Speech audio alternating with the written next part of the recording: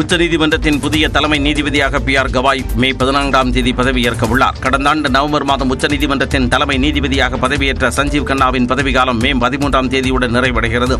இந்நிலையில் உச்சநீதிமன்றத்தின் அடுத்த தலைமை நீதிபதியாக மூத்த நீதிபதி PR கவாய் பெயரை மத்திய சட்டத்துறை அமைச்சகத்திற்கு சஞ்சீவ் கண்ணா பரிந்துரைத்துள்ளார். இதன் மூலம் நாட்டின் 52வது உச்சநீதிமன்ற தலைமை நீதிபதியாக PR கவாய் மே 14ஆம் தேதி பதவியேற்க உள்ளார். மகாராஷ்டிரா மாநிலம் அமராவதியைச் சேர்ந்த PR கவாய் கடந்த 1985ஆம் ஆண்டு வழக்கறிஞராக தனது பணியை தொடங்கினார். மும்பை உயர்நீதிமன்றம், நாக்பூர், அவுரங்காபாத், பனாஜி உள்ளிட்ட அமர்வுகளில் நீதிபதியாக பணியாற்றிய PR கவாய் கடந்த 2019ஆம் ஆண்டு மே 24ஆம் தேதி உச்சநீதிமன்ற நீதிபதியாக பதவியேற்றார். பண மதிப்பிழப்பு, தேர்தல் பத்திரம் ரத்து, உத்தரப்பிரதேசத்தில் புல்டோசர் மூலம் வீடுகளை இடிப்பதற்கு எதிர்ப்பு ஆகிய முக்கிய வழக்குகளில் PR கவாய் நீதிபதியாக பங்கெடுத்துள்ளார். இந்நிலையில் உச்சநீதிமன்ற முன்னாள் தலைமை நீதிபதி KG பாலகிருஷ்ணனுக்கு பிறகு பட்டியலினத்தைச் சேர்ந்த 2வது தலைமை நீதிபதியாக PR கவாய் பதவியேற்க இருப்பதும் குறிப்பிடத்தக்கது. பொது இடங்களில் கட்டட கழிவுகளை கொட்டினால் டன்னுக்கு 5000 ரூபாய் வரை அபராதம் விதிக்கப்படும் என சென்னை மாநகராட்சி தெரிவித்துள்ளது. சென்னை மாநகராட்சியில் பொது இடங்களில் கட்டட கழிவுகள் கொட்டப்படுவதால் போக்குவரத்து பாதிப்பு, பாதாள சாக்கடை அடைப்பு உள்ளிட்ட பாதிப்புகள் ஏற்படுகின்றன. இதனை தடுக்கும் வகையில் கட்டட கழிவுகளை அகற்றுவது தொடர்பாக ஜனவரி மாதம் முதல் மாநகராட்சி சார்பில் புதிய வழிமுறை பின்பற்றப்பட்டு வருகிறது. அதன்படி கழிவுகளின் எடையை பொறுத்து எங்கு எப்படி கழிவுகளை அகற்றலாம் என்ற வழிமுறைகள் அறிவிக்கப்பட்டன. இந்த நிலையில் அந்த வழிமுறைகளை பின்பற்றாமல் பொது இடங்களில் கட்டட கழிவுகளை கொட்டினால் டன்னுக்கு 5000 ரூபாய் வரை அபராதம் விதிக்கப்படும் என தெரிவிக்கப்பட்டுள்ளது. கட்டணம் செலுத்தினால் கட்டட கழிவுகளை மாநகராட்சியே அகற்றும் என்றும் சென்னை மாநகராட்சி கூடுதல் ஆணையர் ஜெயச்சந்திர பானுரெட்டி தெரிவித்துள்ளார். GCC வெப்சைட்லயும் அல்லது ஆப்ல பதிவு செய்தால் அதுக்கு ஒரு டன்னுக்கு 2500 ரூபா வீதம் வசூல் செய்து அது ப்ராசஸிங் ஃபெசிலிட்டி உட்பட்டு 800 ரூபா ப்ராசஸிங் ஃபெசிலிட்டி உட்பட்டு மொத்தமாக 3300 ரூபா பர் டன்னுக்கு அந்த ஆன்லைன் போர்ட்டல் மூலமாக பேமெண்ட் கேட்வே மூலமாக செலுத்தினால் GCC அகற்றப்படும். மேலும் கட்டட கருவிகளையும் அகற்ற வேண்டும் என தெரிவிக்கப்பட்டுள்ளது.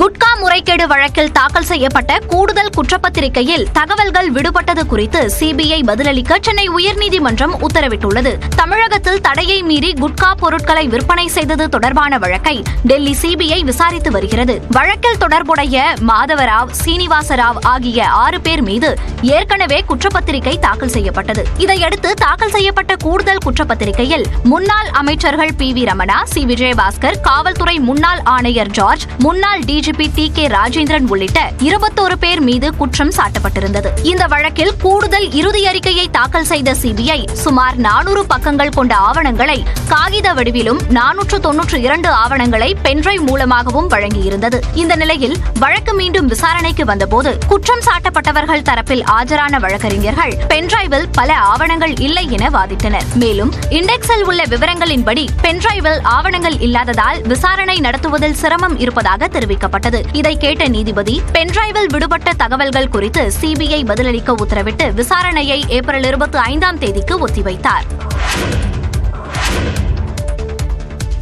திமுக பிரிவினைவாதம் பேசுகிறது என்பது 50 ஆண்டுகால பழைய முனைமெழுங்கிய வாதம் என்று அக்கட்சியின் அமைப்பு செயலாளர் RS பாரதி தெரிவித்துள்ளார். இது தொடர்பாக அறிக்கை வெளியிட்டுள்ள அவர், மாநில நலன் மற்றும் சுயாட்சி சார்ந்து திமுக போராடிய போதெல்லாம் அண்ணா காலத்திலிருந்தே பிரிவினைவாதம் பேசுகிறது திமுக என்று அவதூறு பரப்பினார்கள் என்று குற்றம் சாட்டியுள்ளார்.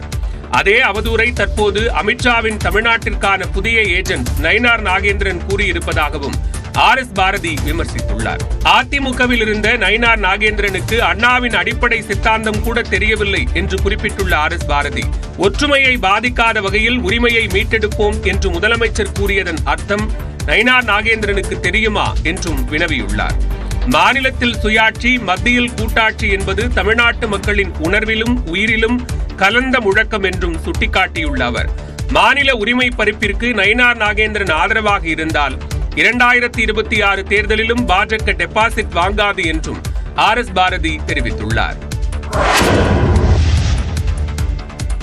கள்ளக்குறிச்சி சின்னசேலம் இடையிலான புதிய அகல ரயில் பாதையின் சோதனை ஓட்டம் வெற்றிகரமாக நடைபெற்றது. சுமார் 12.6 கிலோமீட்டர் வரையிலான இந்த சோதனை ஓட்டத்தை தென்மண்டல ரயில்வே பாதுகாப்பு ஆணையர் AM சௌத்ரி மேற்பார்வையிட்டார். கள்ளக்குறிச்சி பகுதிக்கு ரயில் பாதை அமைக்க கோரி 50 ஆண்டுகளாக கோரிக்கை விடுக்கப்பட்ட நிலையில் கடந்த 2016ஆம் ஆண்டு இதற்கான நிலம் கையகப்படுத்தப்பட்டு 116.61 கோடி மதிப்பீட்டில் பணிகள் தொடங்கின. இந்நிலையில் ரயில் பாதை பணிகள் ஆமை வேகத்தில் நடைபெற்று வந்ததாக அப்பகுதி மக்கள் புகார் கூறினர். இதையடுத்து கள்ளக்குறிச்சி பொற்படாக்குறிச்சி வரை முதற்கட்டமாக அகல ரயில் பாதை சோதனை ஓட்டம் நடைபெற்றது. இதனை தென்மண்டல ரயில்வே பாதுகாப்பு ஆணையர் AM சௌத்ரி டிராலி மூலம் ஆய்வு செய்தார். சோதனை ஓட்டத்தில் சின்னசேலத்தில் இருந்து 100 கிலோமீட்டர் வேகத்தில் பொற்படாக்குறிச்சி வரை ரயில் இயக்கப்பட்டது. இதேபோல மறுமார்க்கத்தில் பொற்படாக்குறிச்சியில் இருந்து சின்னசேலம் வரை 121 கிலோமீட்டர் வேகத்தில் ரயில் இயக்கப்பட்டது. புதிய அகல ரயில் பாதை விரைவில் பயன்பாட்டிற்கு வரும் என ரயில்வே அதிகாரிகள் தெரிவித்தனர். வரும் ஆண்டில் காலை உணவு திட்டத்தில் அரிசி உப்புமாவுக்கு பதிலாக சாம்பாருடன் பொங்கல் வழங்கப்படும் என சட்டப்பேரவையில் அமைச்சர் கீதா ஜீவன் அறிவித்தார். பேரவையில் சமூக நலன் மற்றும் மகளிர் உரிமை தொகை மானிய கோரிக்கை மீதான விவாதத்திற்கு அமைச்சர் கீதா ஜீவன் பதிலளித்து பேசினார். அப்போது மகளிர் உரிமை தொகை, வீட்டுமனை பட்டா, விடியல் பயணம் போன்ற பெண்களின் நலனுக்காக பல்வேறு திட்டங்களை முதல்வர் செயல்படுத்தியுள்ளதாக கூறினார். மேலும் காலை உணவு திட்டத்தால் குழந்தைகளின் ஆரோக்கியம் மற்றும் வகுப்பறை ஈடுபாடு அதிகரித்துள்ளதாக திட்டக்குழு ஆய்வில் தெரியவந்துள்ளதாகவும் அமைச்சர் தெரிவித்தார். மேலும் அடுத்த ஆண்டு முதல் காலை உணவு திட்டத்தில் வழங்கப்பட்டு வரும் அரிசி உப்புமாவுக்கு பதிலாக பொங்கல், அதனுடன் சாம்பாரும் வழங்கப்படும் என அமைச்சர் தெரிவித்தார். 10 இடங்களில் புதிதாக தோழி விடுதிகள் அமைக்கப்படும் என்று முதலமைச்சர் அறிவித்ததை குறிப்பிட்ட அமைச்சர், மாவட்டந்தோறும் விடுதிகள் என்பதை இலக்காக வைத்து அரசு செயல்பட்டு வருவதாக தெரிவித்தார். கடந்த ஆண்டு எடை குறைவாக உள்ள 92,000 குழந்தைகளுக்கு ஊட்டச்சத்து பெட்டகம் வழங்கப்பட்டு அந்த குழந்தைகள் இயல்பு நிலைக்கு திரும்பி உள்ளதாகவும் அமைச்சர் தெரிவித்தார். சனாதனத்திற்கும் இறைவனுக்கும் உள்ள தொடர்பை வாழைப்பழம் மற்றும் அதன் தோலோடு ஒப்பிட்டு சட்டப்பேரவையில் பேசி கவனம் ஈர்த்தார் அமைச்சர் சேகர்பாபு. தமிழக சட்டப்பேரவையில் சமூக நலன் மற்றும் மாற்றுத்திறனாளிகள் மானிய கோரிக்கை மீதான விவாதத்தில் பேசிய திமுக உறுப்பினர் முசிறி தியாகராஜன், உதயநிதி ஸ்டாலினை பாராட்டும் விதமாக சனாதனத்தை ஒழிக்க வந்த 10 தலை ராவணன் என்று பேசினார். அப்போது குறுக்கிட்ட அதிமுக உறுப்பினர் KP முனுசாமி, ராவணன் சிவபக்தன் என்றும் சனாதனத்தை அவர் அழிக்க முற்பட்டார் என்பது பொருந்தாத கருத்து என்று மறுப்பு தெரிவித்தார். இதற்கு பதிலளித்த அறநிலையத்துறை அமைச்சர் சேகர்பாபு, வாழைப்பழத்தில் இருக்கும் தோல்தான் சனாதனம் என்றும் அதனுள் இருக்கும் பழம்தான் இறைவன் என்றும் கூறினார். தொடர்ந்து பேசிய அதிமுக உறுப்பினர் KP முனுசாமி, அமைச்சர் சொல்லும் உவமை முழுமையாக தவறு என்றும் சனாதனத்திற்கும் இறைவனுக்கு மிகப்பெரிய வேறுபாடுகள் உள்ளன என்றும் கூறினார். இறைவனும் சனாதனமும் ஒன்று என்றால் இவ்வளவு பெரிய விவாதமும் நீதிமன்ற வழக்குகளும் தேவையில்லை என்றும் அவர் தெரிவித்தார்.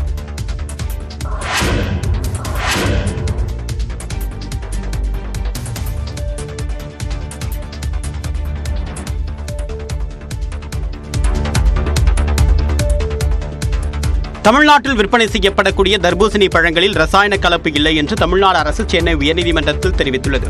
தமிழ்நாட்டில் விற்கப்படக்கூடிய தர்பூசணி பழங்களில் நிறம் மற்றும் சுவைக்காக ஊசி மூலமாக ரசாயனம் செலுத்தப்படுவதாக அண்மையில் புகார் எழுந்தது. இதுகுறித்து ஆய்வு மேற்கொண்ட உணவு பாதுகாப்புத்துறை அதிகாரி சதீஷ்குமார் வெளியிட்ட தகவல்கள் பொதுமக்கள் மத்தியில் அச்சத்தை ஏற்படுத்தின. தர்பூசணி விலை குறைந்ததால் கடும் எதிர்ப்பு தெரிவித்த விவசாயிகள், அதிகாரிகள் வேண்டுமென்றே தவறான தகவல்களை பரப்புவதால் தர்பூசி விற்பனை கடுமையாக பாதிக்கப்படுவதாக குற்றம் சாட்டினர். இதையடுத்து புகாருக்குள்ளான உணவு பாதுகாப்புத்துறை அதிகாரி சதீஷ்குமார் பணியிட மாற்றம் செய்யப்பட்டார். இந்நிலையில் மக்கள் மத்தியில் குழப்பத்தை ஏற்படுத்தியதற்காக அதிகாரி சதீஷ்குமார் மீது நடவடிக்கை எடுக்க கோரி செங்கல்பட்டு மாவட்ட விவசாயிகள் நல சங்கம் சார்பில் சென்னை உயர்நீதிமன்றத்தில் மனு தாக்கல் செய்யப்பட்டது. இந்த வழக்கு நீதிபதி பரத சக்கரவர்த்தி முன்பாக விசாரணைக்கு வந்தபோது தமிழ்நாட்டில் பல்வேறு இடங்களில் மேற்கொண்ட ஆய்வில் தர்பூசணி பழங்களில் எந்தவிதமான ரசாயன கலப்பும் இல்லை என்பது கண்டறியப்பட்டிருப்பதாக தமிழ்நாடு அரசு தெரிவித்துள்ளது. இதையடுத்து மனுதாரரின் குற்றச்சாட்டு குறித்து அரசு அதிகாரி சதீஷ்குமார் பதிலளிக்க உத்தரவிட்டு வழக்கை ஜூன் 9ஆம் தேதிக்கு நீதிபதி ஒத்திவைத்தார். சீமான் பேசிய பேச்சுகளுக்கு எதிராக வழக்கு தொடர்வதாக இருந்தால் இதுவரை 100 வழக்குகளாவது தொடர்ந்திருக்க வேண்டும் என சென்னை உயர்நீதிமன்றம் கருத்து தெரிவித்துள்ளது.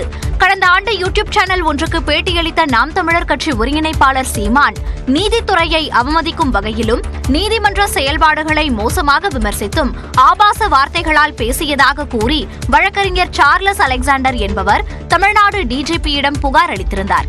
அதன் மீது நடவடிக்கை எடுக்க கோரி எழும்பூர் நீதிமன்றத்தில் அவர் தாக்கல் செய்த மனு தள்ளுபடி செய்யப்பட்ட நிலையில் சென்னை உயர்நீதிமன்றத்தில் மேல்முறையீடு செய்தார். இந்த மனு நீதிபதி வேல்முருகன் முன்பு விசாரணைக்கு வந்தபோது சீமான் பேசிய பேச்சுகளுக்கு எதிராக வழக்கு தொடர வேண்டும் என்றால் இதுவரை 100 வழக்குகளாவது தொடர்ந்திருக்க வேண்டும் என்று குறிப்பிட்டார். கடந்த 20 ஆண்டுகளாக அவரது பேச்சை கேட்கவில்லையா என்றும் தற்போதுதான் முதன்முறையாக கேட்கிறீர்களா என்றும் மனுதாரரிடம் நீதிபதி வினவினார். அதற்கு ஏற்கனவே 4 வழக்குகள் தொடரப்பட்டு அவை எண்ணிடப்படவில்லை என்று மனுதாரர் பதிலளித்தார். இந்நிலையில் பென்டிரைவில் உள்ள சீமானின் பேச்சை கேட்ட பின்பு உத்தரவு பிறப்பிப்பதாக கூறிய நீதிபதி வழக்கு விசாரணையை ஜூன் மாதத்திற்கு ஒத்திவைத்தார்.